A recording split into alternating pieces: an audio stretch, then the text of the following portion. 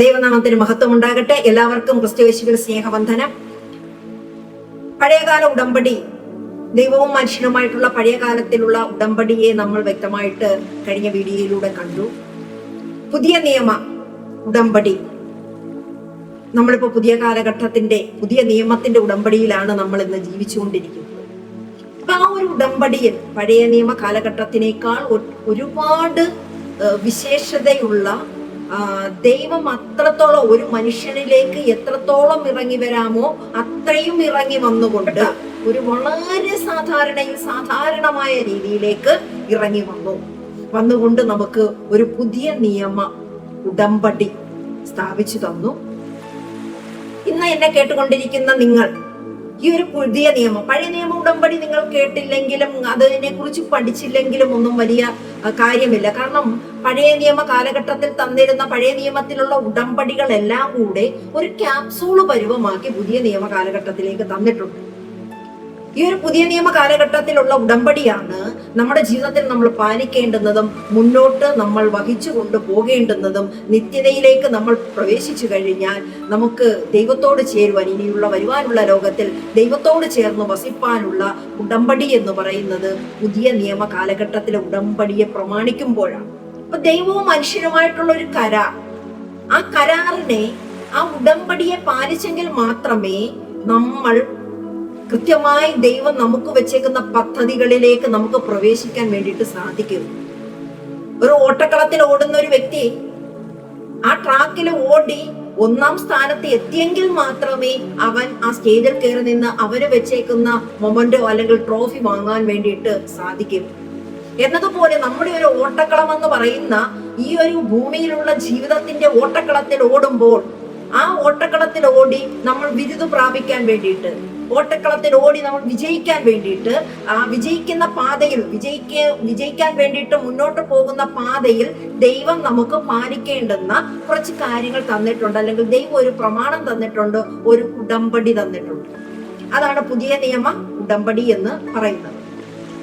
ലൂക്കോസിന്റെ സുവിശേഷം 22-ാം അധ്യായം 20-ാം വാക്യം ഇവണ്ണം പറയുന്നു: അവണ്ണം തന്നെ അത്താഴം കഴിഞ്ഞ ശേഷം അവൻ പാനപാത്രവും കൊടുത്തു. ഈ പാനപാത്രം നിങ്ങൾക്ക് വേണ്ടി ചൊരിയുന്ന എന്റെ രക്തത്തിലെ പുതിയ നിയമമാകുന്നു. പഴയ നിയമത്തിൽ നമ്മൾ കണ്ടു, രക്തത്തിന്റെ ആടിന്റെ രക്തം കൊണ്ട് ഇസ്രായേൽ ജനങ്ങളുടെ മുകളിലേക്ക് മോശ രക്തം തളിക്കുകയും അതിലൊരു പ്രമാണം വെച്ചുകൊണ്ടായിരുന്നു പഴയ നിയമ കാലഘട്ടത്തിൽ മുന്നോട്ട് പോയതെങ്കിൽ, പുതിയ നിയമത്തിൽ യേശുക്രിസ്തു മരിക്കുന്നതിന് മുമ്പ് തന്റെ ശിഷ്യന്മാർക്ക് അവസാനത്തെ അത്താഴത്തിൽ ഇരുന്നു കൊണ്ട് അപ്പം നുറുക്കി കൊടുത്തു. അതിനുശേഷം ആ പാനപാത്രം കയ്യിലെടുത്തിട്ട് പറയുന്നു, അത് തന്റെ ശിഷ്യന്മാർക്ക് കൊടുത്തിട്ട് പറയുന്നു, ഈ പാനപാത്രം ഇത് എന്റെ പുതിയ നിയമമാകുന്നു. എന്റെ ഈ ഒരു രക്തത്തിലൂടെയാണ് നിങ്ങൾക്ക് വീണ്ടെടുപ്പുള്ളത്. ഇന്ന് ആദ്യമായിട്ടാണ് ഈ ഒരു വീഡിയോ കേൾക്കുന്ന വ്യക്തികൾ, ഒരുപക്ഷെ നിങ്ങൾക്ക് മുമ്പേ ക്രിസ്തുവിനെ കുറിച്ച് നേരത്തെ നിങ്ങൾ പലതും കേട്ടിട്ടുണ്ടാകാം, പലരും നിങ്ങളോട് സംസാരിച്ചിട്ടുണ്ടാകാം. ഒരുപാട് പ്രാവശ്യം ജീസസ് എന്നുള്ള പേര്, ക്രിസ്തു എന്നുള്ള പേര്, യേശു ക്രിസ്തു എന്നുള്ള പേര് നിങ്ങൾ കേട്ടിട്ടുണ്ടാകാം. പലരും നിങ്ങളോട് പറഞ്ഞിട്ടുണ്ടാകാം, നിങ്ങൾക്ക് വേണ്ടിയിട്ടൂടെയാണ് യേശു ക്രിസ്തു മരിച്ചത്, നിങ്ങൾ ആ യേശു ക്രിസ്തുവിനെ സ്വീകരിക്കൂ, യേശു ക്രിസ്തുവിൽ നിങ്ങൾ രക്ഷ പ്രാപിക്കൂ എന്ന് പല വ്യക്തികളും നിങ്ങളോട് സംസാരിച്ചിട്ടുണ്ടാകാം. പല പ്രാവശ്യവും നിങ്ങൾ അതിൽ നിന്ന് ഒഴിഞ്ഞു പോയിട്ടുമുണ്ട്. എങ്കിൽ ഇപ്പോൾ വീണ്ടും ഒരിക്കൽ കൂടി ദൈവം നിങ്ങളുടെ മുമ്പിലേക്ക് കടന്നു വരികയാണ്. ഞാനൊരു പുതിയ നിയമം വെച്ചിട്ടുണ്ട്, അത് എന്റെ രക്തം കൊണ്ട് ഞാൻ എഴുതിയേക്കുന്ന ഒരു നിയമമാണത്. എന്റെ രക്തം നിങ്ങൾക്ക് വേണ്ടിയിട്ട്, നിങ്ങളുടെ ജീവന് വേണ്ടിയിട്ട് ഞാൻ എന്റെ രക്തം കൊടുത്ത് നിങ്ങളെ ഞാൻ വിലയ്ക്ക് വാങ്ങിയിട്ടുണ്ട്. ഇപ്പൊ യേശുക്രിസ്തു തന്നെ പറഞ്ഞുകൊണ്ട്, നേരിട്ട് വന്ന് മനുഷ്യരാശിയോട് പറഞ്ഞുകൊണ്ടാണ് പുതിയൊരു നിയമം നമുക്ക് തന്നേക്കുന്നത്. പുതിയൊരു ഉടമ്പടി, പുതിയൊരു നിയമം വെച്ച്. പുറത്തുള്ള എന്തെങ്കിലും ഒരു നിയമ കരാർ നമ്മൾ എഴുതിയാൽ അതിനകത്ത് ഒരു ജഡ്ജ്മെന്റ് കാണും, ഒരു വാഗ്ദത്തം കാണും, അതിനകത്തൊരു ന്യായ പ്രമാണം കാണും, ഇന്നതുപോലെ അനുസരിച്ച് ഇങ്ങനെ ചെയ്ത് എന്നൊക്കെയുള്ള രീതിയിൽ ഒരു പ്രമാണം കാണും. അപ്പൊ എന്നതുപോലെ യേശുക്രിസ്തു തന്നെ നേരിട്ട് മനുഷ്യരോട് പറഞ്ഞ കാര്യങ്ങളാണ് ഈ പാനപാത്രം നിങ്ങൾക്ക് വേണ്ടിയിട്ട് ചൊരിയുന്ന എന്റെ രക്തത്തിലെ പുതിയ നിയമമാകുന്നു. ആ ഒരു പുതിയ നിയമം, ഒരു പുതിയ കവനന്റ്, പുതിയ ഉടമ്പടി. ആ ഒരു ഉടമ്പടി എന്തൊക്കെയാണ്? നമ്മൾ ഈ ഒരു ഉടമ്പടി അനുസരിച്ചാൽ നമുക്ക് എന്തൊക്കെ നേട്ടങ്ങൾ ഉണ്ടാകും നമ്മുടെ ജീവിതത്തിൽ, നമ്മൾ അതെല്ലാം തിരിച്ചറിയണം, നമ്മൾ അതിനെ മനസ്സിലാക്കണം. അപ്പോസ്തലനായിട്ടുള്ള പൗലോസ് 2 കൊരിന്ത്യർ 3:6 ഇങ്ങനെ പറയുന്നു, അവൻ ഞങ്ങളെ പുതിയ നിയമത്തിന്റെ ശുശ്രൂഷകന്മാരാകുവാൻ പ്രാപ്തരാക്കി. അക്ഷരത്തിന്റെ ശുശ്രൂഷകന്മാരല്ല, ആത്മാവിന്റെ ശുശ്രൂഷകരത്രേ. അക്ഷരം കൊല്ലുന്നു, ആത്മാവോ ജീവിപ്പിക്കുന്നു. ഒരു അക്ഷരങ്ങൾ ലിഖിതങ്ങളായവ നമ്മളെ കൊല്ലുമ്പോൾ ആത്മാവ് നമ്മൾക്ക് ജീവൻ തരുന്നു. അപ്പൊ നിത്യജീവനിലേക്ക് പോകാൻ വേണ്ടിയിട്ടുള്ള ഒന്നാമത് നമ്മളെ വഴി നയിക്കാൻ നിൽക്കുന്ന നമ്മുടെ പരിശുദ്ധ ആത്മാവ്. അവിടെ പൗലോസ് വിശേഷിപ്പിക്കുന്നത് അക്ഷരത്തിന്റെ ശുശ്രൂഷകരല്ല ഞങ്ങൾ, വാക്കുകൾ കൊണ്ടുള്ള ശുശ്രൂഷകർ മാത്രമല്ല, ഞങ്ങൾ ആത്മാവിന്റെ ശുശ്രൂഷകരാണ്. ആത്മാവ് നമ്മളെ വഴി നടത്തുന്നത് പോലെ നമ്മൾ ജീവിച്ചെങ്കിൽ മാത്രമേ നമുക്ക് മുന്നോട്ടുള്ള ജീവിതയാത്രയിൽ ഒരു നിത്യജീവിതത്തിലേക്ക് നമുക്ക് കടന്നു പോകാൻ വേണ്ടിയിട്ട് സാധിക്കുകയുള്ളൂ. അപ്പൊ നമ്മൾ അക്ഷരത്തിന്റെ ശുശ്രൂഷകരല്ല, ആത്മാവിന്റെ ശുശ്രൂഷകരാണ്. പുതിയ നിയമ ഉടമ്പടിയിൽ യേശു കർത്താവ് നമുക്ക് മധ്യസ്ഥനായിക്കൊണ്ട് യേശുക്രിസ്തുവിന്റെ രക്തം നമുക്ക് വേണ്ടിയിട്ട് ഒഴുക്കി, ആ രക്തത്താൽ വീണ്ടെടുക്കപ്പെടാൻ വേണ്ടിയിട്ട്, ക്രിസ്തുവിൽ വിശ്വസിക്കുന്ന ഏവനും വീണ്ടെടുക്കപ്പെടാൻ വേണ്ടിയിട്ട്, നീതീകരിക്കപ്പെടാൻ വേണ്ടിയിട്ട് യേശുക്രിസ്തു ആ ഒരു പുതിയ ഉടമ്പടി തന്നേക്കുന്നത് രക്തം തന്നുകൊണ്ട്, ക്രിസ്തുവിന്റെ ഒരു കൃപ നമ്മളിലേക്ക് നിറച്ചുകൊണ്ട്, നീതീകരണം, ആ രക്തത്തിലൂടെയുള്ള ഒരു നീതീകരണം തന്നുകൊണ്ട്, ഹൃദയത്തിന്റെ ശുദ്ധീകരണം, നമ്മുടെ ഹൃദയത്തിനകത്തുള്ള ശുദ്ധീകരണം നൽകിക്കൊണ്ട് നമ്മുടെ ഹൃദയം പലപ്പോഴും മലിനപ്പെട്ടിരിക്കുകയാണ്. ഈ ജീവിതത്തിന്റെ യാത്ര, ഈ ലോകത്തിന്റെ ജീവിത യാത്രയിൽ നമ്മുടെ ഹൃദയം പല രീതിയിൽ മലിനപ്പെടുന്നു. ധാരാളം മലിനതകൾ കൂടി തിങ്ങി നിറഞ്ഞു നിൽക്കുന്ന അവസ്ഥയിലാണ് നമ്മുടെ ഹൃദയം. നേരത്തെ ഞാൻ പ്രോഡക്റ്റിന്റെ ഒക്കെ ട്രെയിനിങ് എടുക്കുന്ന സമയങ്ങളിൽ ഏറ്റവും കൂടുതൽ ക്ലാസ് എടുക്കുന്നത് ശരീരത്തിനകത്ത് അടിഞ്ഞുകൂടുന്ന ഡെറ്റോക്സ്, ആ ഒരു അഴുക്കുകൾ, വിഷമയമായിട്ടുള്ള. റോമർക്ക് എഴുതിയ ലേഖനം 3-ാം അധ്യായം അതിന്റെ 21 മുതൽ 26 വരെ ഇങ്ങനെ വായിക്കുന്നു, ഇപ്പോഴും ദൈവത്തിന്റെ നീതി വിശ്വസിക്കുന്ന ഏവർക്കും യേശുക്രിസ്തുവിങ്കലെ വിശ്വാസത്താലുള്ള ദൈവനീതി തന്നെ ന്യായപ്രമാണം കൂടാതെ വെളിപ്പെട്ട് വന്നിരിക്കുന്നു. അപ്പൊ യേശുക്രിസ്തുവിന്റെ രക്തത്താലുള്ള, ക്രിസ്തുവിന്റെ ആ രക്തം നമ്മൾ സ്വീകരിച്ചുകൊണ്ട് ആ യേശുക്രിസ്തുവിലുള്ള വിശ്വാസത്താൽ, ആ വിശ്വാസം എന്താണെന്നാണ് ഞാൻ മുമ്പേ പറഞ്ഞത്. എന്താണ് വിശ്വസിക്കേണ്ടുന്നത്? യേശുക്രിസ്തു എനിക്ക് വേണ്ടിയിട്ട് മരിച്ചു, അടക്കപ്പെട്ടു, 3-ാം നാൾ ഉയർത്തെഴുന്നേറ്റ ക്രിസ്തുവാണ് എന്റെ കർത്താവെന്ന് ഞാൻ ഹൃദയം കൊണ്ട് വിശ്വസിക്കണം, വാ കൊണ്ട് ഏറ്റുപറയണം. അപ്പോൾ ആ ഒരു നീതി, ദൈവനീതി, ന്യായപ്രമാണമില്ലാതെ അക്ഷരങ്ങളാലുള്ള ആ നീതി വരാതെ കണ്ട് ആത്മാവിനാലുള്ള നീതി നമുക്ക് ലഭിക്കുന്നുണ്ടാകും. ശ്വസിക്കുന്ന വായുവിൽ നിന്നും, വെള്ളത്തിൽ നിന്നും, നമ്മുടെ ഈ ലോകത്തിലേക്ക് കടന്നു വരുന്ന പച്ചക്കറികളിൽ നിന്നും, പഴങ്ങളിൽ നിന്നും, നാം കഴിക്കുന്ന ആഹാരങ്ങളിലൂടെയും വെള്ളത്തിലൂടെയും ഒക്കെ നമ്മുടെ ശരീരത്തിലേക്ക് അഴുക്ക് കയറാറുണ്ട്. അത് നമ്മുടെ ഓരോ ശരീര അവയവങ്ങളെയും കോശങ്ങളെയും അത് ബാധിക്കാറുണ്ട്. നമ്മൾ പലരും രോഗികളായി തീരുകയും ചെയ്യുന്നുണ്ട്. ആ രോഗത്തിന്റെ കാര്യമല്ല ഇവിടെ പറയുന്നത്. ഇവിടെ പറയുന്നത് നമ്മുടെ ഹൃദയത്തിന്റെ ശുദ്ധീകരണമാണ്. അസൂയ, കുശുമ്പ്, കുന്നായ്മകൾ, ഒരുത്തൻ വിജയിക്കുന്ന കണ്ടു കഴിഞ്ഞാൽ മറ്റൊരുത്തൻ ഇഷ്ടമില്ലായ്മ, ഒരു വ്യക്തിയുടെ ഒരു ഉയർച്ച കാണുമ്പോൾ അവനെ അതിൽ നിന്നും തള്ളിയിട്ടിട്ട് ആ സ്ഥാനത്തേക്ക് എനിക്ക് കയറിയിരിക്കണമെന്നുള്ള മോഹം, ഇങ്ങനെയൊക്കെ തിങ്ങി നിറഞ്ഞുകൊണ്ട് മനുഷ്യൻ മറ്റുള്ളവരെ കൊന്നുകളയുവാൻ തക്ക രീതിയിൽ, കൊലപാതകം ചെയ്യുവാൻ തക്ക രീതിയിൽ ഉള്ള രീതിയിലേക്ക് ഹൃദയം മലിനപ്പെട്ടിരിക്കുകയാണ്. ആ മലിനപ്പെട്ടിരിക്കുന്ന ഹൃദയത്തിനൊരു ശുദ്ധീകരണം വരണം. എന്തിനു പറയുന്നു? പുതിയൊരു ഹൃദയം അവിടെ വെച്ച് പിടിപ്പിക്കണം. ദൈവത്തിന്റെ ആഗ്രഹം അതാണ്. ഇന്ന് ഈ കേട്ടുകൊണ്ടിരിക്കുന്ന നിങ്ങളിൽ വ്യാപരിക്കുന്ന ചിന്തകൾ, ഇങ്ങനെയൊക്കെയുള്ള ഞാൻ മുമ്പേ പറഞ്ഞതുപോലുള്ള കാര്യങ്ങൾ ഉണ്ടെങ്കിൽ ആ ഹൃദയത്തെ ചെത്തി മാറ്റിയിട്ട് പുതിയൊരു ഹൃദയം അവിടെ പണിതുകൊള്ളൂ. അത് മാത്രവുമല്ല, പരിശുദ്ധാത്മാവിൽ ഒരു ജീവിതം വേണം. ഈ പരിശുദ്ധാത്മാവ് യേശുക്രിസ്തുവിനെ വിശ്വസിച്ച് രക്ഷിക്കപ്പെട്ട് ക്രിസ്തുവിന് വേണ്ടിയിട്ട്, ക്രിസ്തുവാണ് കർത്താവ് എന്ന് പറയുന്ന വ്യക്തികൾക്ക് ദൈവം ദാനമായി കൊടുക്കുന്നതാണ് രക്ഷയും പരിശുദ്ധാത്മാവിനെയും. ആ രക്ഷ ദാനമായി കൊടുത്ത്, ദാനമായി നമുക്ക് കിട്ടിയ സാധനത്തെ നമ്മൾ എന്താണ്, വളരെ വിശുദ്ധിയോടുകൂടി പരിശുദ്ധാത്മാവിന്റെ കൃപയിൽ അഭിഷേകം പ്രാപിച്ച് ദൈവത്തിൽ ജീവിച്ചുകൊണ്ട് വളരെ വിശുദ്ധിയും നമ്മൾ മുന്നോട്ട് കൊണ്ടുപോകണം.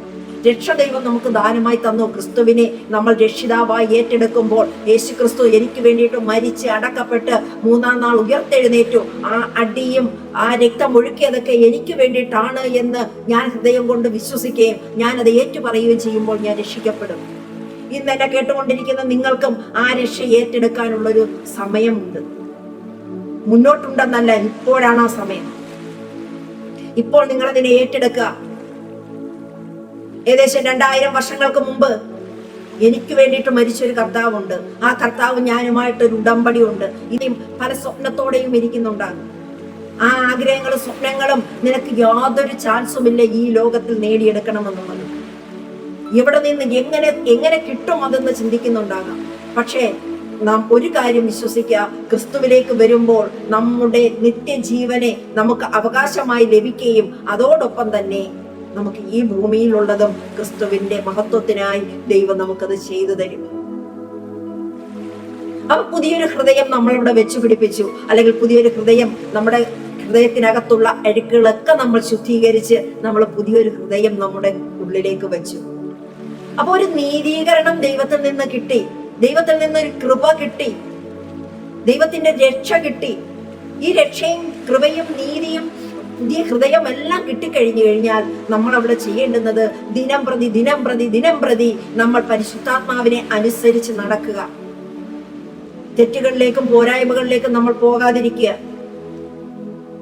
ദൈവത്തിന് വേണ്ടിയിട്ട് മാത്രം നമ്മൾ ജീവിക്കുന്ന ആ ഒരു ജീവിതത്തിലേക്ക് നമ്മൾ വരിക. അത് കുറച്ച് കഷ്ടമാണ്. ദൈവത്തിന് വേണ്ടിയിട്ട് നമ്മൾ ദൈവത്തിൽ ജീവിക്കുക എന്ന് പറയുന്നത് കുറച്ച് കഷ്ടമുള്ള കാര്യമാണ്. എന്നാൽ ദൈവത്തിൽ നമ്മൾ ജീവിച്ചാൽ, സമർപ്പിച്ചുകൊണ്ട് സറണ്ടർ ആയിക്കൊണ്ട് നമ്മൾ ജീവിച്ചാൽ, തീർച്ചയായിട്ടും ദൈവം നമുക്കൊപ്പം ജീവിക്കാൻ വേണ്ടിയിട്ട് ഇറങ്ങി വരുന്ന ഒരു ദൈവമാണ് നമുക്കുള്ളത്. 22-ാം വാക്യം പറയുന്നു, അതിന് ന്യായപ്രമാണവും പ്രവാചകന്മാരും സാക്ഷ്യം പറയുന്നു. അതാണ് നമ്മള് യിരെമ്യാവിന്റെ പുസ്തകത്തിൽ നമ്മൾ വായിച്ചത്. പഴയ നിയമത്തിൽ പല വാക്യങ്ങളും ഇതിന്റെ നിഴലായി നമുക്ക് അവിടെ പറഞ്ഞു വെച്ചിട്ടുണ്ട്. അവർ അവിടെ സാക്ഷ്യം പറഞ്ഞു വെച്ചിട്ടുണ്ട്. 23-ാം വാക്യത്തിൽ പറയുന്നു, ഒരു വ്യത്യാസവുമില്ല, എല്ലാവരും പാപം ചെയ്ത് ദൈവ തേജസ് ഇല്ലാത്തവരായി തീർന്നു. ഒരു വ്യത്യാസവുമില്ല. എല്ലാവരും, ഈ ഭൂമിയിൽ ജനിക്കുന്ന എല്ലാവരും പാപം ചെയ്തു ദൈവ തേജസ് ഇല്ലാത്തവരായി തീർന്നു. അപ്പോ ഇവിടെ നമുക്കൊരു ചോദ്യം വരും, ഇപ്പൊ ജനിക്കുന്ന ഒരു കുഞ്ഞ് എന്ത് പാപമാണ് ചെയ്യുന്നത്? അവിടെ ഒരു ജന്മപാപമുണ്ട്. പാപം തന്നെ രണ്ടു വിധത്തിൽ വരുന്നുണ്ട്. ജന്മപാപവുമുണ്ട്, കർമ്മപാപവുമുണ്ട്. ജന്മപാപം എന്ന് പറയുന്നത് നാം ജനിക്കുന്നതിന് മുമ്പേ പാരമ്പര്യമായി വന്നേക്കുന്ന, ഇന്ന് നാം വിശ്വസിക്കുന്നു നമ്മൾ അബ്രഹാമിന്റെ സന്തതികൾ തന്നെ. അപ്പൊ അബ്രഹാമിന്റെ സന്തതികളിലൂടെ വരുമ്പോ അവിടെ കുറെ പാരമ്പര്യമായിട്ടുള്ള പാപങ്ങൾ കിടപ്പുണ്ട്. ആദാമിൽ തുടങ്ങിയ പാപം കിടക്കുകയാണ്. അപ്പൊ ഇങ്ങനെയുള്ള ജന്മപാപം കിടക്കുന്നു. നമ്മുടെ അപ്പനപ്പൂപ്പന്മാർ ചെയ്ത് കൂട്ടിയിട്ടുള്ള പാപങ്ങള്, ഇതൊരു ജന്മപാപം അവിടെ ഈ ശിശുവിലുണ്ട്.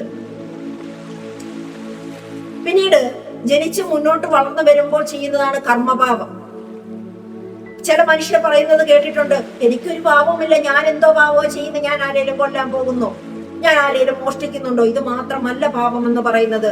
ഇന്ന് അനുസരണം കെട്ടവരായി. എന്താണ് അനുസരണം കെട്ടത്? കഴിഞ്ഞ വീഡിയോയിൽ ഞാൻ പറഞ്ഞതുപോലെ അനുസരിക്കുക, ദൈവത്തിന്റെ വാക്കുകളെ, വചനങ്ങളെ അനുസരിച്ച് മുന്നേറുക എന്നുള്ളതാണ് ദൈവത്തിന്റെ പദ്ധതി. അപ്പൊ ദൈവം പറയുന്ന കാര്യങ്ങൾ അനുസരിക്കാതിരിക്കുന്നത് പാപമാണ്. ദൈവം പറഞ്ഞിട്ടുള്ള കംപ്ലീറ്റ് കാര്യങ്ങളും അനുസരിക്കുന്ന വ്യക്തികളാണ്, അതിനെ ഫോളോ ചെയ്യുന്ന വ്യക്തികളാണ് ദൈവമക്കൾ. അല്ലാത്ത വ്യക്തികളെല്ലാം പാപം ചെയ്യുന്നു, ദിനം പ്രതി പാപം ചെയ്തുകൊണ്ടേയിരിക്കുന്നു.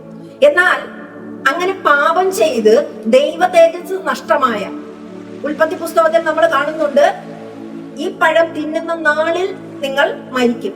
ഉൽപ്പത്തി പുസ്തകം 2-ാം അധ്യായം 17-ാം വാക്യത്തിൽ പറയുന്നു, എന്നാൽ നന്മ തിന്മകളെ കുറിച്ചുള്ള അറിവിന്റെ വൃക്ഷത്തിൻ ഫലം തിന്നരുത്, തിന്നുന്ന നാളിൽ നീ മരിക്കും. ദൈവം ആദാമിന് ഹവ്വയോടും ആകെ അനുസരിക്കാൻ പറഞ്ഞൊരു വാക്യം ഇതാണ്, നന്മ തിന്മകളെ കുറിച്ച് ഉള്ള അറിവിന്റെ ഫലം, വൃക്ഷത്തിന്റെ ഫലം നിങ്ങൾ ഭക്ഷിക്കരുത്, ഭക്ഷിക്കുന്ന നാളിൽ നിങ്ങൾ മരിക്കും. അവിടെ ദൈവം അതങ്ങനെ പറഞ്ഞപ്പോൾ ഉൽപ്പത്തി പുസ്തകം 5-ാം അധ്യായം 5-ാം വാക്യത്തിൽ പറയുന്നു, ആദാം 930 വർഷം ജീവിച്ചിരുന്നു, അവന്റെ ആയുസ് അങ്ങനെയാണ്. പക്ഷെ തിന്നുന്ന നാളിൽ നീ മരിക്കും. ശരിയാണ്, ദൈവത്തിന്റെ ഒരു ദിവസം മനുഷ്യരുടെ 1000 വർഷം എന്ന് പറയുന്നത് ദൈവത്തിന്റെ ഒരു ദിവസമാണ്. തിന്നുന്ന നാളിൽ തന്നെ മരിച്ചു. തിന്ന അതേ സ്പോട്ടിൽ അവന്റെ ദൈവ തേജസ് നഷ്ടമായി. ആ ദൈവ തേജസ് നഷ്ടമായതാണ് റോമർ 3:23 പറയുന്നത്. ഒരു വ്യത്യാസവുമല്ല, എല്ലാവരും പാപം ചെയ്ത് ദൈവ തേജസ് ഇല്ലാത്തവരായി തീർന്നു. ആ ദൈവ തേജസ് നഷ്ടമായി. ദൈവം അവനെ കൊടുത്തിരുന്ന ദൈവ തേജസ്, അവർക്ക് അതുവരെ വസ്ത്രം വേണ്ടായിരുന്നു, അവരൊരു ദൈവ തേജസ്സിനാൽ മൂടപ്പെട്ടിരുന്നു. എന്നാൽ പാപം അവരിലേക്ക് വന്നു കഴിഞ്ഞപ്പോൾ അവർ നഗ്നരാണെന്ന് കണ്ടു. ആദാമും ഹവ്വയും നഗ്നരാണെന്ന് കണ്ടു. അവർക്ക് അറിവിന്റെ ആ ഒരു തിരിച്ചറിവിന്റെ നന്മയേത് തിന്മയേത് എന്നുള്ള തിരിച്ചറിവിന്റെ ആ ഒരു കണ്ണുകൾ തുറന്നു കഴിഞ്ഞപ്പോൾ അവർ നഗ്നരാണെന്ന് കണ്ടു. അതുവരെ ഉണ്ടായിരുന്ന ആ ഒരു ദൈവ തേജസ് അവരിൽ നിന്ന് നഷ്ടമായി. ഇന്ന് ജനിച്ചു വീഴുന്ന കുഞ്ഞുങ്ങളിൽ ദൈവ തേജസ് ഇല്ല. ആ ഒരു ദൈവ തേജസ് ഇല്ലാത്തത് കൊണ്ട് തന്നെ നമ്മുടെ പാരമ്പര്യ ശാപവും നിലനിൽക്കുന്നത് കൊണ്ട് തന്നെ ആ ദൈവ തേജസ് നമുക്ക് തിരിച്ചു സ്വീകരിക്കണം. അതെങ്ങനെ കിട്ടും? 24-ാമത്തെ വാക്യത്തിൽ പറയുന്നു, അവന്റെ കൃപയാൽ, യേശു ക്രിസ്തുവിന്റെ കൃപയാൽ, ദൈവത്തിന്റെ കൃപയാൽ യേശു ക്രിസ്തുവിന്റെ വീണ്ടെടുപ്പ് മൂലം സൗജന്യമായി എത്ര നീതീകരിക്കപ്പെടുന്നത്. 25-ാം വാക്യം, വിശ്വസിക്കുന്നവർക്ക് അവൻ തന്റെ രക്തം മൂലം പ്രായശ്ചിത്തമാകുവാൻ ദൈവം അവനെ പരസ്യമായി നിർത്തിയിരിക്കുന്നു. ദൈവം തന്റെ ക്ഷമയിൽ മുൻകഴിഞ്ഞ പാപങ്ങളെ ശിക്ഷിക്കാതെ വിടുക നിമിത്തം തന്റെ നീതിയെ പ്രദർശിപ്പിക്കാൻ, താൻ നീതിമാനും യേശുവിൽ വിശ്വസിക്കുന്നവനെ നീതീകരിക്കുന്നവനും ആകേണ്ടതിനു ഇക്കാലത്ത് തന്റെ നീതിയെ പ്രദർശിപ്പിക്കാൻ തന്നെ അങ്ങനെ ചെയ്തു. അപ്പൊ യേശു ക്രിസ്തുവിനുള്ള ഒരു നീതീകരണം, വിശ്വസിക്കുന്നവർക്ക് ദൈവ തേജസ് നഷ്ടപ്പെട്ട എല്ലാ വ്യക്തികൾക്കും, വിശ്വസിക്കുന്ന എല്ലാ വ്യക്തികൾക്കും നീതീകരണം പ്രാപിക്കാം. ക്രിസ്തുവിന്റെ രക്തത്താലുള്ള നീതീകരണം ഇതാണ്. ഘോരം ദൈവത്തിന്റെ പ്രമാണങ്ങളെ പാലിച്ചുകൊണ്ട് മുന്നേറുന്ന ദൈവദാസന്മാർ, ദൈവദാസിമാർ ക്രിസ്തുവിനെ കുറിച്ചുള്ള പ്രഖ്യാപനം നടത്തുന്നത്. നമ്മളെ പലർക്കും അത് കാണുമ്പോൾ, തെരുവോരങ്ങളിൽ നിന്ന് പരസ്യമായി അവർ പ്രസംഗിക്കുന്ന കാണുമ്പോൾ, ആത്മാവിന്റെ സന്തോഷത്തിൽ തുള്ളിച്ചാടുന്ന കാണുമ്പോൾ നമുക്കൊരു പുച്ഛമാണ്, ഇവർക്കൊന്നും വേറെ പണിയില്ലേ. എന്നാൽ ദൈവം ഞങ്ങളെ ഏൽപ്പിച്ചിരിക്കുന്ന കർത്തവ്യം ഇതാണ്. ഞങ്ങൾ ഈ നീതീകരണം നേടിക്കഴിഞ്ഞു. ജനങ്ങളെ, നിങ്ങൾ ഈ നീതീകരണം നേടണം. ക്രിസ്തുവിന്റെ രക്തത്താലുള്ള ഒരു നീതീകരണം നിങ്ങളും ആ ദൈവ തേജസ് തിരിച്ച് നിങ്ങളുടെ ശരീരത്തിലേക്ക് നിങ്ങൾക്ക് ലഭിക്കണം. അപ്പൊ നിങ്ങൾ അറിയാതെ പോകരുത്. ഇത് നമ്മളിവിടെ വന്ന് ജീവിക്കുന്ന 70, 80 പൊക്കോട്ടെ 100 വർഷം നമ്മളിവിടെ ജീവിച്ച്, നമ്മൾ കുറച്ച് ഭക്ഷണം കഴിച്ച് ജീവിച്ച് മുന്നോട്ട് പോയി മക്കൾക്കായി, കൊച്ചുമക്കൾക്കായി നമ്മൾ ജീവിക്കുന്നതല്ല ജീവിതം. ഈ കഴിഞ്ഞ പ്രാർത്ഥിക്കുന്ന സമയങ്ങളിലൊക്കെ എന്റെ മനസ്സിലേക്ക് വരുന്ന ഒരു ചിന്തയാണ്, ഈ ലോകത്തിൽ വന്ന് നമ്മൾ കോടിക്കണക്കിന് രൂപ ഉണ്ടാക്കി വെച്ചു, കോടിക്കണക്കിന് നമ്മൾ ഉണ്ടാക്കി വെച്ചു ഇല്ലേ? നമുക്ക് പാരമ്പര്യമായി കിട്ടിയതായിക്കോട്ടെ, കോടിക്കണക്കിന് നമ്മൾ ഉണ്ടാക്കി വെച്ചു, കഷ്ടപ്പെടുന്നുണ്ട്, നെട്ടോട്ടം മൂടുന്നുണ്ട്. കോടി നമ്മൾ ഉണ്ടാക്കി വെച്ചതൊക്കെ ഇന്ന് രാത്രിയിൽ നമ്മളെ മരണം വിളിച്ചാൽ നമ്മൾ ഒറ്റയ്ക്കാണ് ഇവിടുന്ന് പോകുന്നത്. ഈ ലോകത്ത് നിന്ന് ഒറ്റയ്ക്കാണ് പോകുന്നത്. ഉണ്ടാക്കി വെച്ചതൊന്നും അത് നമ്മുടെ പിതാക്കന്മാരെ, നമ്മളുടെ മുൻ പൂർവികർ മരിച്ചു പോയവരെയൊക്കെ നമ്മൾ നോക്കിക്കോളൂ, അവരൊന്നും ഈ ലോകത്തൊന്നും കൊണ്ടുപോകുന്നില്ല. ഉടുക്കുന്ന വസ്ത്രം പോലും മറ്റാരെങ്കിലും അവരിലേക്ക് ധരിപ്പിച്ചു കൊടുക്കുന്നത്, അവരിലേക്ക് ഇട്ടുകൊടുക്കുന്നത്. അവർക്കൊരു അടക്കപ്പെടാനൊരു കുഴി കിട്ടുന്നു, അവിടേക്ക് അവർ മറഞ്ഞു പോകുന്നു. അവിടെ കൊണ്ട് തീരുന്നു എന്നുള്ളതാണ് പലരുടെയും ചിന്ത. ചിലർ ചിന്തിക്കുന്നുണ്ട് എത്രയൊക്കെയോ ജന്മങ്ങൾ ഇവിടെ വന്ന് ജനിക്കുമെന്ന്. അങ്ങനെ ഒരുപാട് ജന്മങ്ങളായിട്ടൊന്നും ഇവിടെ വന്ന് ജനിക്കുന്നില്ല. ഈ ഒരൊറ്റ ജന്മമാണ് നമുക്കുള്ളത്. ഈ ഒരൊറ്റ ജന്മത്തിൽ നമ്മൾ ക്രിസ്തുവിനെ വിശ്വസിക്കുക എന്നുള്ളതാണ് ഈ ഒരു ജന്മം കൊണ്ടുള്ള നമ്മുടെ കർത്തവ്യം. ഇവിടെ ദൈവം വിശ്വസിക്കുന്നവർക്ക് തന്റെ രക്തം കൊണ്ട്, തന്റെ രക്തപ്രായശ്ചിത്തമാക്കി നമ്മുടെ പാപങ്ങൾക്ക് വേണ്ടിയിട്ട്, നമ്മൾ ഈ ലോകത്തിൽ ചെയ്ത് നമ്മുടെ പാരമ്പര്യമായിട്ട് കിടക്കുന്ന പാപങ്ങളായിക്കോട്ടെ, ശാപങ്ങളായിക്കോട്ടെ, ഇതിനൊക്കെ വേണ്ടിയിട്ട് ഇപ്പോൾ ഈ തൊട്ട് മുമ്പ് വരെ നമ്മൾ ചെയ്തിട്ടുള്ള പാപമാണെങ്കിൽ പോലും ദൈവത്തിന്റെ യേശുവിന്റെ രക്തത്തിൽ അത് കഴുകി ശുദ്ധീകരിക്കാൻ നമുക്ക് അവസരമുണ്ട്. പക്ഷെ മാനസാന്തരം വേണം. മാനസാന്തരത്തോടു കൂടി ദൈവത്തിന്റെ മുമ്പിലേക്ക് ചെന്ന് ദൈവത്തോട് അതൊക്കെ ഏറ്റു പറഞ്ഞുകൊണ്ട് നമ്മൾ ചെയ്തുകൊണ്ടിരിക്കുന്ന തെറ്റുകളെ ഉപേക്ഷിച്ചുകൊണ്ട്, പലർക്കും അതാണ് ഇഷ്ടമല്ലാത്തത്, അത് ഉപേക്ഷിക്കാൻ വയ്യ. പക്ഷെ ഒരു കാര്യമുണ്ട്, ഇന്ന് നീ മരിച്ചാൽ നിന്റെ നിത്യത എവിടെയാണ്? ആലോചിക്കുക. ഇവിടെ ഈ ആയുസ്സിൽ കിട്ടിയേക്കുന്ന, ഈ ലോകത്തിന് കിട്ടിയേക്കുന്ന ആയുസ്സിൽ നമ്മൾ ജീവിക്കാൻ വേണ്ടിയിട്ട് കിടന്ന് കഷ്ടപ്പെടുകയല്ലേ? കുറച്ച് വെട്ടിപ്പിടിക്കാൻ വേണ്ടിയിട്ട് വേണ്ട, നമ്മുടെ ദൈനംദിന കാര്യങ്ങളെ നിവർത്തിച്ചു പോകാൻ വേണ്ടിയിട്ടാണെങ്കിലും കിടന്ന് കഷ്ടപ്പെടുകയല്ലേ? മക്കളുടെ പട്ടിണി കാണുന്നില്ലേ? ഭാര്യയുടെ ഇല്ലായ്മകൾ കേൾക്കുന്നില്ലേ? ഭർത്താവിന്റെ ദേഷ്യവും ഇതൊക്കെ കാണുന്നില്ലേ? എന്താണ്? പൈസയില്ല, ഇവിടെ കഷ്ടപ്പാടാണ്, ഈ ലോകത്തിൽ കഷ്ടപ്പാടാണ്. പക്ഷെ ഒന്ന് ആലോചിച്ച് നോക്കൂ, ഇവിടുത്തെ കഷ്ടപ്പാടിനേക്കാളും വലിയൊരു കഷ്ടപ്പാടിലേക്ക് ചെന്ന് വീഴാതിരിക്കാൻ വേണ്ടിയിട്ടാണ് ഇന്ന് ഈ പ്രസംഗങ്ങളൊക്കെ പ്രസംഗിക്കുന്നത്. ഇനിയൊരു കാലത്തിലേക്ക് ഇല്ലേ, നമ്മൾ മരിച്ചു കഴിഞ്ഞിട്ട് ക്രിസ്തുവിനെ നമ്മൾ രക്ഷിതാവും കർത്താവുമായി ഏറ്റെടുക്കാതെ കണ്ട് ക്രിസ്തുവിന്റെ ഉടമ്പടി പ്രകാരം ജീവിക്കാതാണ് നമ്മൾ മരിച്ചു പോകുന്നതെങ്കിൽ നമ്മൾ ചെന്നെത്തുന്ന സ്ഥലം ഇതിനേക്കാളും കഷ്ടതയാണ്. അതിനൊരു മരണമില്ല. ഈ ലോകത്തിലൊരു മരണമുണ്ട്, പക്ഷെ ഇനിയുള്ള കാലത്തില് നമ്മൾ മരിച്ചതിന് ശേഷമുള്ള ഒരു ജീവിതം ഉണ്ടാകുന്നതിനകത്ത് അവിടെ ഒരു ജീവനുണ്ട്, പക്ഷെ മരണമില്ലാത്തൊരു ജീവിതം. അവിടെ ജീവിക്കേണ്ടുന്നത് എവിടെയാണെന്ന് നമ്മൾ ഇപ്പോഴേ നിശ്ചയിക്കണം. ഈ ലോകത്തിലായിരിക്കുമ്പോഴേ നമ്മൾ അതിനെ തിരഞ്ഞെടുക്കണം. നമുക്കെല്ലാം അംബിഷൻസ് ഉണ്ട്, കുഞ്ഞുനാള് മുതലേ ഉണ്ട്. നമുക്ക് കുറെ സ്വപ്നങ്ങളുണ്ട്, നമ്മൾ ഇന്നതായി തീരണമെന്ന്.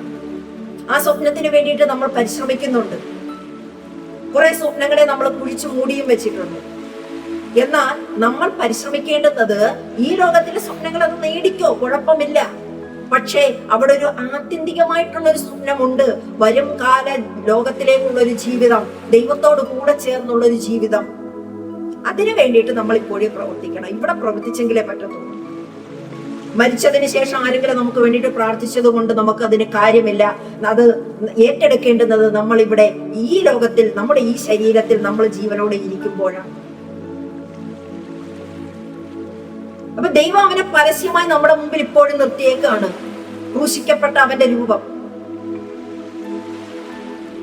നമുക്ക് വേണ്ടിയിട്ട് ചൊരിഞ്ഞ രക്തം, ഇതൊക്കെ നമ്മുടെ രക്ഷയ്ക്ക് വേണ്ടിയിട്ടാണ്. അതൊന്ന് തിരിച്ചറിയൂ സഹോദരന്മാരെ, സഹോദരിമാരെ, നിങ്ങളൊന്ന് തിരിച്ചറിയുകയത്. റോമരുടെ തന്നെ 6-ാം അധ്യായം അതിന്റെ 14-ാം വാക്യത്തെ പറയുന്നു, നിങ്ങൾ ന്യായപ്രമാണത്തിനല്ല കൃപയ്ക്ക് അത്ര അധീനരാകിയാൽ പാപം നിങ്ങളെ കർത്തൃത്വം നടത്തുകയില്ല. 15 പറയുന്നു, എന്നാൽ എന്ത്, ന്യായപ്രമാണത്തിനല്ല കൃപയ്ക്ക് അത്ര അധീനരാകിയാൽ നാം പാപം ചെയ്യുക എന്നോ? ഇതാണ് കഴിഞ്ഞ വീഡിയോയിൽ ഞാൻ പറഞ്ഞിരുന്നു. ഇതിനെ ജസ്റ്റ് ഒന്ന് പറഞ്ഞു പോയിരുന്നു.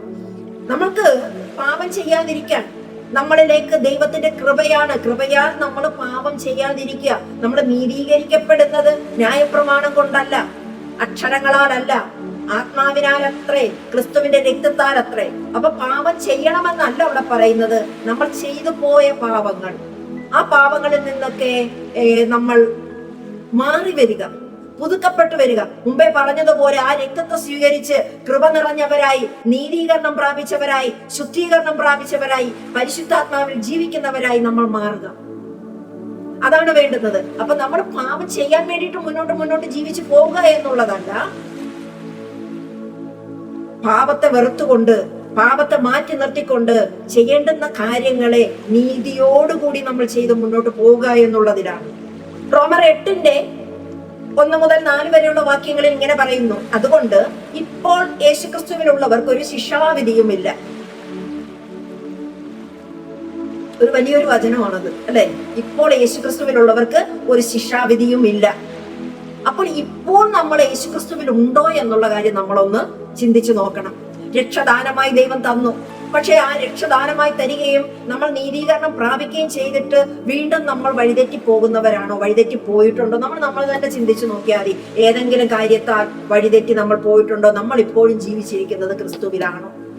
ഒന്ന് തിരിഞ്ഞു നോക്കുക, തിരിച്ചറിയുക. ക്രിസ്തുവിലാണെങ്കിൽ മാത്രമേ നമുക്ക് ശിക്ഷാവധി ഇല്ലാതിരിക്കുകയുള്ളൂ. നമ്മൾ ക്രിസ്തുവിലേക്ക് മടങ്ങി വരണം. തെറ്റുകള്, കുറ്റങ്ങള്, പോരായ്മകളൊക്കെയും അപ്പോൾ നികന്നുകൊള്ളുക. മനുഷ്യനാണ് ഈ ലോകത്തിൽ ജീവിക്കുമ്പോൾ തെറ്റും കുറ്റങ്ങളും പോരായ്മകളും ഒക്കെ വരും. ഇതൊക്കെ സർവവും അനുഭവിച്ച വ്യക്തിയാണ് യേശുക്രിസ്തു. ഒരു മനുഷ്യൻ ഏതൊക്കെ രീതിയിൽ പാപത്തിലേക്ക് പോകും, എന്തൊക്കെ രീതിയിൽ കുറ്റങ്ങൾ കേൾക്കും, എന്തൊക്കെ രീതിയിൽ മനുഷ്യൻ തിരിച്ച് പ്രതികരിച്ചു പോകുമെന്ന് വ്യക്തമായിട്ട് നമുക്കൊപ്പം വന്ന് ജീവിച്ച് മനസ്സിലാക്കിയ മനുഷ്യന്റെ ജഡ സ്വഭാവങ്ങളെ കൃത്യമായിട്ട് തിരിച്ചറിയാവുന്ന അതാണ് യേശുക്രിസ്തുവിന്. ആ യേശുക്രിസ്തുവിനെ കൃത്യമായിട്ട് അറിയാം നമ്മിൽ സംഭവിച്ചു പോകുന്ന മാറ്റങ്ങൾ. എന്നാൽ അടുത്ത സെക്കൻഡുകളിൽ, കാരണം അടുത്തൊരു സെക്കൻഡ്, ഇന്നത്തെ കാലഘട്ടം നമ്മളൊന്ന് നോക്കിയേ, വളരെ ചുരുക്കം 20 വയസ്സുള്ള കുഞ്ഞ് ഉറങ്ങിക്കിടക്കുന്നു, ഉറങ്ങാൻ പോകുന്നു. പിറ്റേന്ന് രാവിലെ അതിന്റെ മാതാവ് ചെന്ന് വിളിക്കുന്ന സമയത്ത് അത് ജീവനോടെ ഈ ഭൂമിയിലില്ല, അറ്റാക്കാണ്. രാത്രിയിൽ അറ്റാക്ക് വന്നു മരിക്കുന്നു. ഇത്രയേ ഉള്ളു മനുഷ്യൻ. അകത്തേക്ക് എടുക്കുന്ന ഒരു ശ്വാസം പുറത്തേക്ക് വന്നില്ല എങ്കിൽ മരിച്ചു, ഈ ലോകത്തൊന്ന് മാറ്റപ്പെട്ടു. നമ്മൾ പിന്നെ എന്ത് കണ്ടിട്ടാണ് അഹങ്കരിക്കുന്നത്? ആരെ തോൽപ്പിക്കാനാണ് നമ്മൾ ഈ വെട്ടിപ്പിടിക്കുന്നത്? എന്തിനു വേണ്ടിയിട്ടാണ് ഈ ഒരു അഹങ്കാരം, വാശി, വൈരാഗ്യം, വ്യക്തികളോട് അങ്ങ് തീർത്താ തീരാത്ത വൈരാഗ്യം? ക്ഷമിക്കേണ്ടുന്നത് ക്ഷമിക്കുക, ഇന്ന് തന്നെ ക്ഷമിക്കുക, ഇപ്പോൾ തന്നെ ക്ഷമിക്കുക. അടുത്ത സെക്കൻഡ് നമ്മുടെ കൈകളിലില്ല. നിരന്നുകൊള്ളുക. ചില വ്യക്തികളോട് നമ്മൾ നിരന്നാലും ചില വ്യക്തികൾ പിടിച്ച മുയലിന് 3 കൊമ്പ് എന്ന് പറഞ്ഞു നിൽക്കുന്ന ചില വ്യക്തികളുണ്ട്. അവരെ ദൈവഭാഗത്തേക്ക് മാറ്റിയേക്ക, ദൈവത്തിലേക്ക് കൊടുത്തേക്ക. ദൈവം അവരെ ക്രമപ്പെടുത്തട്ടെ. പക്ഷെ നമുക്ക് അവരോടുള്ള ദേഷ്യം, പിണക്കം, പക ഇതൊന്നും ഹൃദയത്തിനകത്തില്ല. അതങ്ങനെ ഉണ്ടാകാൻ പാടില്ല. അടുത്ത സെക്കൻഡുകളിൽ തന്നെ നമ്മൾ നിരന്നുകൊള്ളുക. അപ്പൊ അങ്ങനെയെങ്കിൽ ക്രിസ്തുവിലുള്ളവർക്ക്, യേശു ക്രിസ്തുവിലുള്ളവർക്ക് ഒരു ശിക്ഷാവധിയുമില്ല. അതൊരു പുതിയ പ്രമാണമാണ്, ഉടമ്പടിയാണ്, ദൈവത്തിന്റെ ഉടമ്പടിയാണ്. ഇപ്പോൾ യേശു ക്രിസ്തുവിലുള്ളവർക്ക് യാതൊരു ശിക്ഷാവധിയുമില്ല. ആ ഉടമ്പടി നമ്മൾ സ്വീകരിക്കണമെങ്കിൽ അപ്പോൾ ഉള്ള കാര്യങ്ങൾ ദൈവത്തോട് നിരന്നുകൊള്ളുക. പൗലോസ് മുമ്പേ പറഞ്ഞ പോലെ അത് വീണ്ടും എനിക്ക് ക്രിസ്തുവിന്റെ രക്തം കൊണ്ട് നീതീകരണം പ്രാപിക്കാം എന്ന് കരുതി നമ്മൾ നീതീകരണത്തിലേക്ക് പോവാതെ കണ്ട് എനിക്കതിന് സമയമുണ്ട് എന്ന് കരുതി വെക്കാൻ നമുക്ക് അവകാശമില്ല. നമ്മുടെ ശ്വാസത്തിന് നമ്മൾ അവകാശികളില്ല. നമുക്ക് എന്താണ് സ്വന്തമായിട്ടുള്ളത്? ഒന്ന് ആലോചിച്ച് നോക്ക്. നമ്മുടെ ശ്വാസം പോലും നമ്മുടെ കൺട്രോളിലല്ല. പിന്നെ എന്താണ് നമുക്ക് അർഹതയുള്ളത്? ഇവിടെ കിടന്ന് ഇതൊക്കെ എന്റെയാണ്, ഞാൻ ഉണ്ടാക്കിയതാണെന്ന് പറയാൻ എന്ത് അർഹതയാണ് നമുക്കുള്ളത്? ഈ ഞാൻ ഉണ്ടാക്കി വെച്ചു, ഞാൻ നേടിയെടുത്തു, ഞാനത് എന്റെ ശ്രമമായിട്ടാണ് ഉണ്ടാക്കിയെന്ന് പറയാൻ യാതൊരു അർഹതയുമില്ല. ചില കാര്യങ്ങൾ നമ്മളെ ഏൽപ്പിച്ച സമയത്ത് നമ്മളത് ചെയ്തു. ഓക്കെ, ഞാൻ ചെയ്തു. ചിലർ അതിനെ തട്ടിപ്പറിക്കുന്നു. തട്ടിപ്പറിച്ചോ, പക്ഷെ അവകാശമുണ്ട്. എന്റെയും കൂടെ കഷ്ടപ്പാട് അതിനകത്തുണ്ട്, അവകാശമുണ്ട്. അപ്പൊ ക്രിസ്തുവിലുള്ളവർക്ക്, യേശു ക്രിസ്തുവിലുള്ളവർക്ക്, ഇപ്പോൾ ഉള്ളവർക്ക് ഒരു ശിക്ഷാവിധിയുമില്ല. അതിന് 2-ാം വാക്യം പറയുന്നു, ജീവന്റെ ആത്മാവിന്റെ പ്രമാണം എനിക്ക് പാപത്തിന്റെയും മരണത്തിന്റെയും പ്രമാണത്തിൽ നിന്ന് ക്രിസ്തുയേശുവിൽ സ്വാതന്ത്ര്യം വരുത്തിയിരിക്കുന്നു. അപ്പം ക്രിസ്തു നമ്മുടെ ഉള്ളിൽ വേണം. യേശു ക്രിസ്തുവിന്റെ ആത്മാവിന്റെ ഒരു പ്രമാണം, ഒരു വാഗ്ദത്തം, ആ ഒരു പ്രമാണം, ഒരു ഉടമ്പടി, അത് പാപത്തിന്റെയും മരണത്തിന്റെയും പ്രമാണം. ആ ഒരു മരണത്തിന്റെ പ്രമാണം, മരണത്തിന്റെ ഉടമ്പടിയിൽ നിന്ന് നമ്മളെ യേശു ക്രിസ്തുവിൽ സ്വാതന്ത്ര്യം വരുത്തിയിരിക്കുന്നു. ആ വരുത്തിയേക്കുന്ന സ്വാതന്ത്ര്യം നമ്മൾ തിരഞ്ഞെടുത്തേ പറ്റത്തുള്ളൂ. ഇവിടെ യേശു ക്രിസ്തുവിന്റെ രക്തത്താലുള്ള നീതീകരണം നമ്മൾ ഏറ്റെടുത്ത് ആ ഒരു വാഗ്ദത്തത്തിനകത്തേക്ക് നമ്മൾ മാറിയെങ്കിൽ മാത്രമേ പാപത്തിന്റെയും മരണത്തിന്റെയും വാഗ്ദത്തത്തിൽ നിന്ന്, അല്ലെങ്കിൽ ഉടമ്പടിയിൽ നിന്ന് നമുക്കൊരു മോചനമുള്ളൂ. ആ ഒരു മോചനം നമുക്കുണ്ടെങ്കിൽ മാത്രമേ ക്രിസ്തുവിനോട് കൂടെ നമുക്ക് വസിക്കാൻ സാധിക്കൂ. മരിച്ചു കഴിഞ്ഞിട്ട് കർത്താവിന്റെ മുമ്പിൽ ചെന്നിട്ട്, കർത്താവേ, ഞാൻ ഈ ലോകത്തിൽ ഞാൻ ഇതൊന്നും അറിഞ്ഞില്ല, ആരൊക്കെയോ യൂട്യൂബിൽ പ്രസംഗിച്ചു, ആരൊക്കെയോ എവിടൊക്കെയോ സ്റ്റേജുകളിൽ പ്രസംഗിച്ചു, ആരൊക്കെയോ തെരുവോരങ്ങളിൽ നിന്ന് പ്രസംഗിച്ചു, ആരൊക്കെയോ എന്റെ വീട്ടിൽ കൊണ്ടുവന്ന് കുറെ പേപ്പറുകൾ വചനമാണ് അല്ലെ വാക്കുകളാണെന്നുള്ളത് എഴുതി ഇട്ടിട്ട് പോയേക്കുന്നു, എനിക്കിതൊന്നും അറിയത്തില്ല എന്ന് പറഞ്ഞ് കർത്താവിന്റെ മുമ്പിൽ ചെന്ന് നിന്നിട്ട് നമുക്ക് അന്നേരം നീതീകരണം പ്രാപിക്കാൻ നോക്കിയാൽ നടക്കില്ല. ഇവിടെ ഈ ലോകത്തിൽ നിങ്ങൾ ശ്വാസത്തോടു കൂടി ഇരിക്കുന്ന സമയത്ത് തന്നെ നിങ്ങൾ നീതീകരണം പ്രാപിച്ചോളൂ. അപ്പൊ 3-ാമത്തെ വാക്യം പറയും, ജഡത്താലുള്ള ബലഹീനത നിമിത്തം, ന്യായപ്രമാണത്തിന് സാധിക്കാൻ കഴിയാത്തതിനെ ദൈവം തന്റെ പുത്രന്റെ പാപജഡത്തിന്റെ സദൃശ്യത്തിലും പാപം നിമിത്തവും അയച്ചു. പാപത്തിന് ജഡത്തിൽ ശിക്ഷ വിധിച്ചു.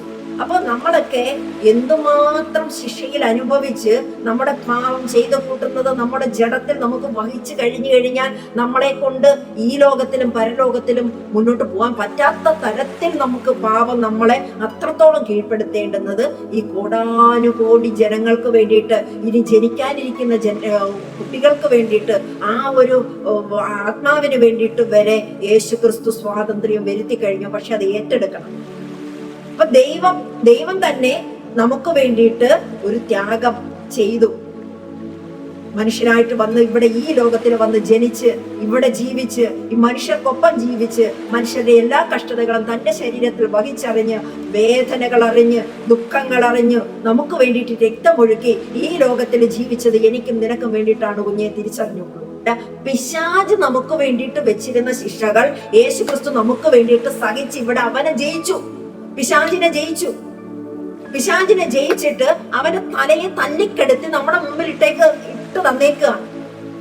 എന്നിട്ട് നമ്മളെപ്പോഴും അവൻ കാണിക്കുന്ന വേലകൾക്കനുസരിച്ച് നമ്മൾ കുറെ അങ്ങ് വീണു പോവുക.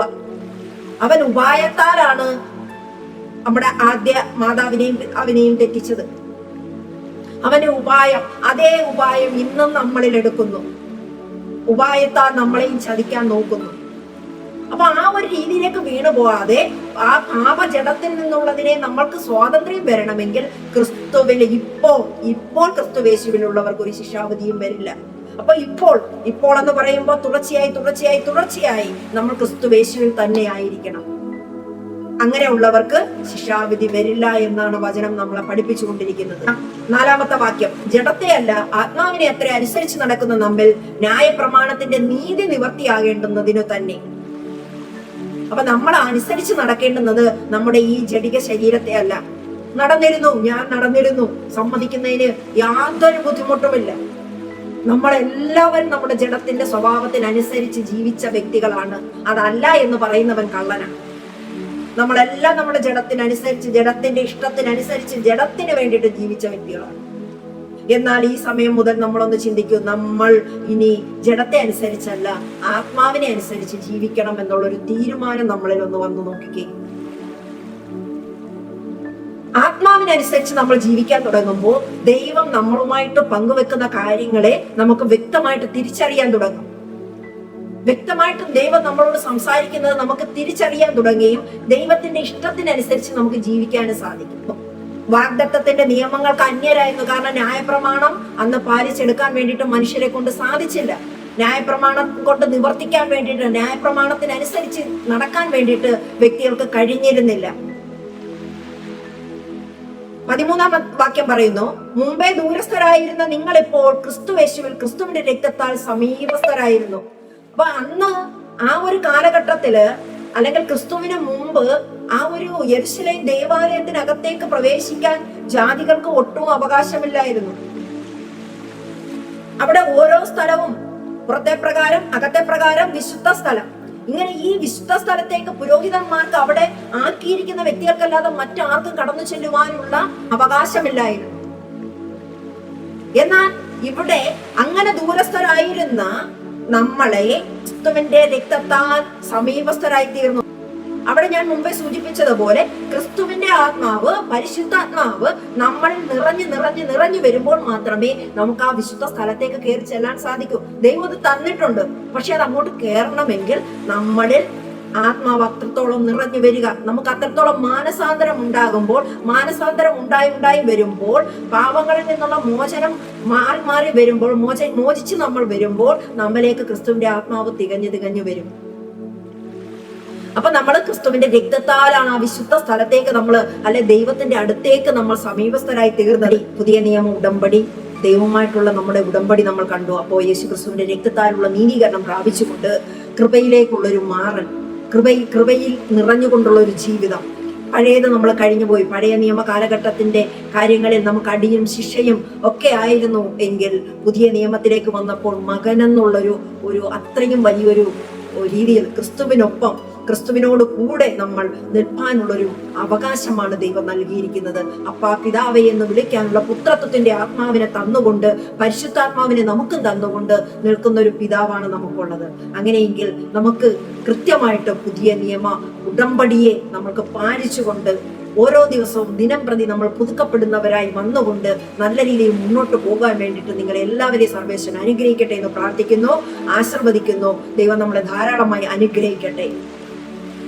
നാം ചെയ്തൊരു തെറ്റിൽ മനസ്സിൽ കുറ്റബോധം തോന്നി തുടങ്ങിയാൽ, അല്ലെ ചെയ്തത് തെറ്റാണെന്ന് തിരിച്ചറിഞ്ഞു കഴിഞ്ഞാൽ ഓടി വന്ന് അപ്പന്റെ അടുക്കലേക്ക് വന്ന് നിരന്നുകൊള്ളുക. ചെയ്യുന്നത് തെറ്റാണെന്ന് അറിഞ്ഞുകൊണ്ട് ആ തെറ്റിലേക്ക് പോവാതെ കണ്ടിരിക്കുക, ദൈവത്തിലേക്ക് നിരന്നുകൊള്ളുക. കാരണം ദൈവം പിതാവ് ആകർഷിച്ചിട്ടല്ലാതെ ആരും പുത്രന്റെ അടുക്കലേക്ക് വരുന്നില്ല. അപ്പൊ യേശുക്രിസ്തു പറഞ്ഞതുപോലെ ദൈവം പുത്രന് കൊടുത്തിരിക്കുന്ന ആരും നശിച്ചു പോകാൻ ദൈവം അനുവദിക്കില്ല.